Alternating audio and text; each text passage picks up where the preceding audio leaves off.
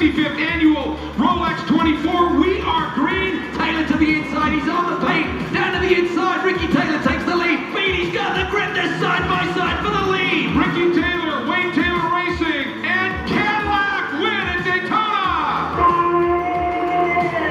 The world champion Neil Johnny got a brilliant jump off the sunset bend and takes that rebellion car to the front. Jordan Taylor is leading the motor race. 12 hours of Sebring will go to the 10 car. The throttle. Ever to the inside. Big Late David move. makes the move. And another 10 car goes through. And the Cunningham Minolta team claim another victory. Hot dog, Jordan Taylor.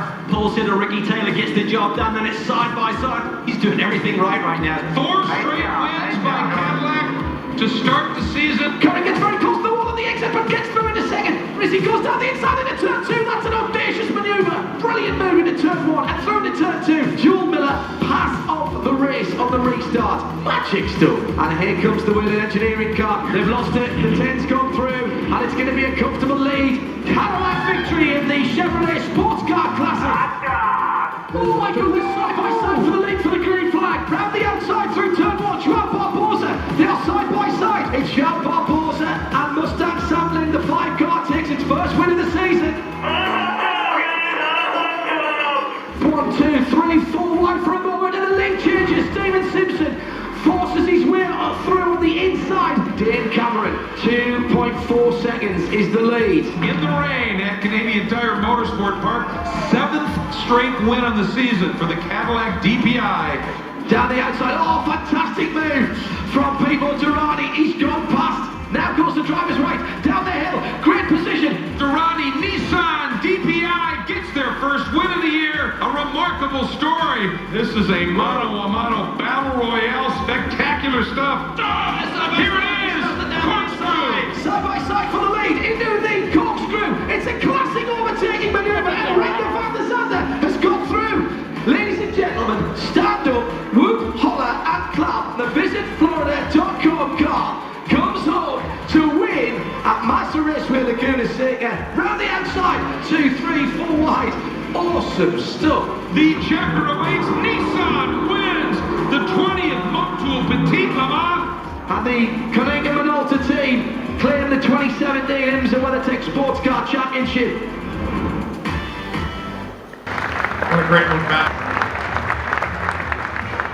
What a year for our prototype championship winning team. A storybook victory in the Rolex 24 with Jeff Gordon and Max Angelelli aboard the car. A sweep up the 36 hours of Florida, as we call it, with a win at Sebring. 21 years after this team owner did it himself as a driver. 5 wins in a row to start the season. Please welcome the owner of the number 10 Konica Minolta Cadillac DPI VR, Wayne Taylor.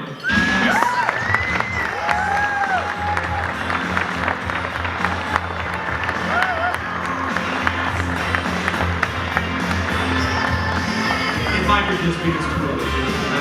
Oh, hang on.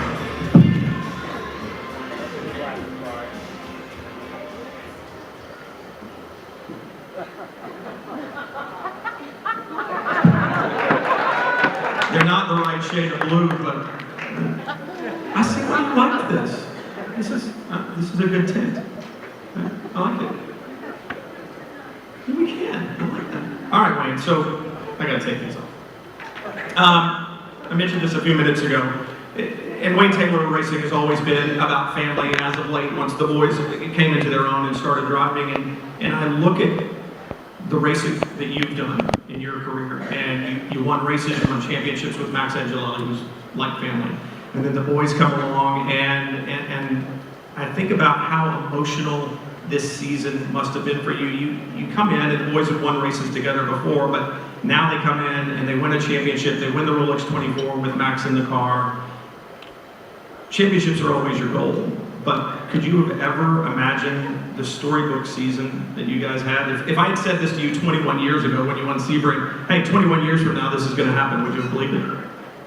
Well, certainly not. Certainly not. But I do have to say that as much as success that we had, I can't take all the accolades for this, because there are so many people that played such a big role. And one of the most important people in our team as a family, who's not been mentioned, is my wife Shelley. And she's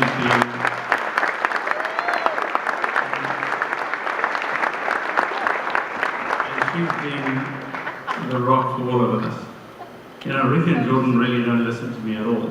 There's absolutely nothing I can tell them about racing, because they know more than I do. And I've just decided that at this point I don't even talk to them anymore. But I do want to say thank you to actually everybody sitting at all these tables here tonight, because without any of you, team owners, drivers, mechanics, engineers, we wouldn't have the sandbox where we can all go and race. So thank you to all of you guys that have spent the time and energy and the money to be here. As far as winning this championship as a family, there's more to this family than just me, Shelley, Rick and Jordan.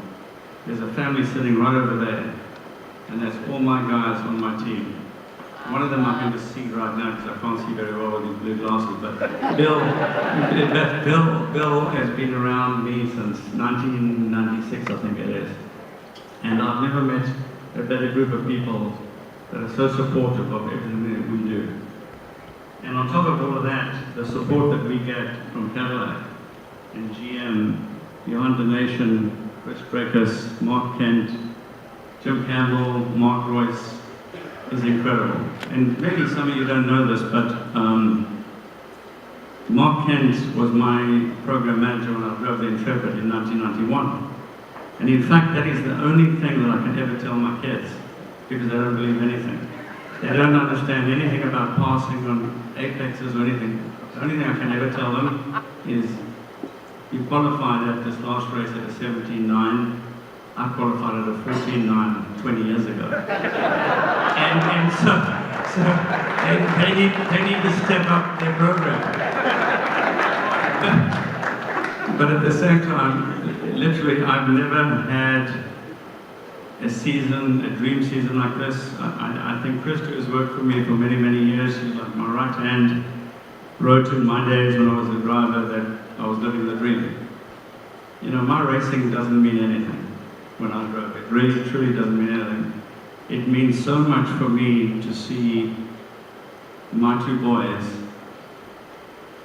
and this team with the support that is so huge from everybody at Cadillac and GM and Konica Minolta, Rick Taylor, who unfortunately couldn't be here tonight.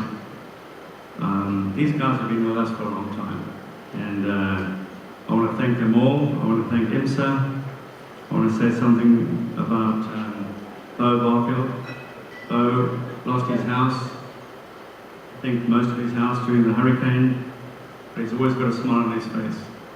And when I see him at the racetrack, he comes and says hello. And it's so great to come to a race meeting and have the sanctioning body come out and make you feel like you're part of this program. So I just want to thank everybody, all you guys, for supporting us. And I love my family. Congratulations, man.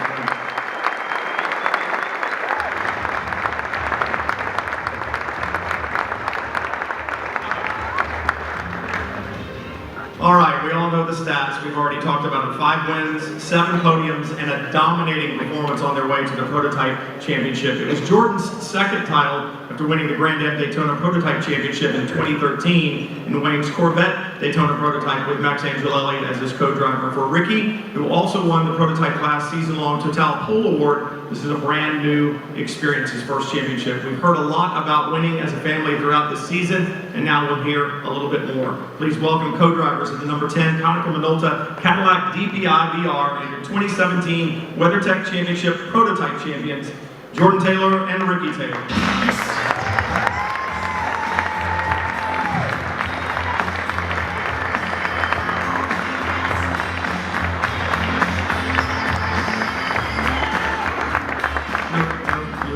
Glasses like your dad, and you guys are taller than me. I like to have Wayne out here because he was shorter. Jordan, there you are. As I mentioned, this is your second championship. And while Max is like family, I mean, I saw these pictures the other day that somebody had posted from a long, long time ago, and you guys were about this big. I mean, this one's different because it actually is family. Does it feel different? Does it feel any different at all, or is it a championship and it doesn't really matter who it was with? Yeah, I mean, the first one was obviously special because it was my first one with Max, with Wayne Taylor Racing. But like you said, this is family. I mean, the past 4 years being with Ricky, you know, we won Petit Le Mans, Sebring 12 Hour, the Rolex, and now the championship. And, you know, there's no one else in the world I'd rather share those experiences with than my brother. So it's a year that obviously we'll never forget. You know, no matter where the future goes, I can say that this will probably be my proudest year no matter what. And, you know, all of that is thanks to our family, my dad, my mom. You know, my dad is obviously very irritating. I'm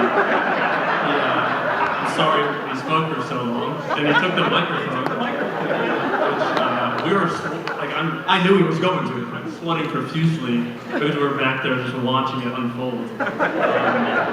I mean, without that kind of passion, you know, none of this would be possible. You know, this Cadillac program wouldn't be what it is without him. You know, our family, like you said, at Wayne Taylor Racing wouldn't be what it is. And, you know, my mom is, you know, the glue that holds it all together. So I think it's, yeah, well, we have to. Yeah, she still does my laundry. And she bought this entire outfit for me. So she still goes to me. But no, to get back to your question, yes, it is more special, but for a different aspect. There were certain things I just didn't really need to know. I don't even know.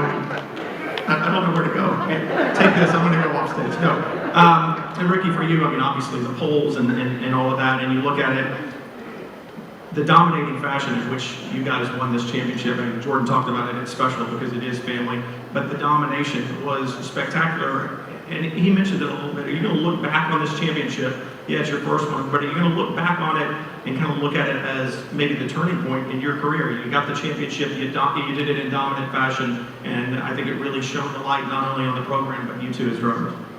Yeah, I think there are so many storylines to highlight this season, and I mean, just to start off the year, winning the Rolex 24 at Daytona, Max's last race with the team, after he had stepped out of the car driving with Jordan in 2013 to open that seat for me, and without him I wouldn't be here. And then you also look to the preparation and the amazing commitment by Cadillac, an amazing American manufacturer. Jordan and I, both American drivers, driving for, you know, one of the most exciting kind of redefined brands in America now.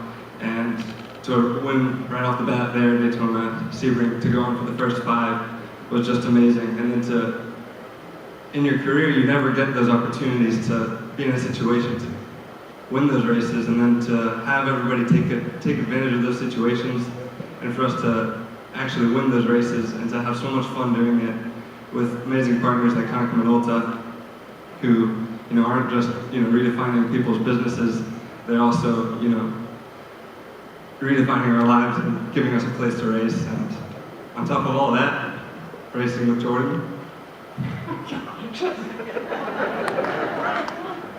It's just been a really good year. Fantastic. Congratulations. Congratulations.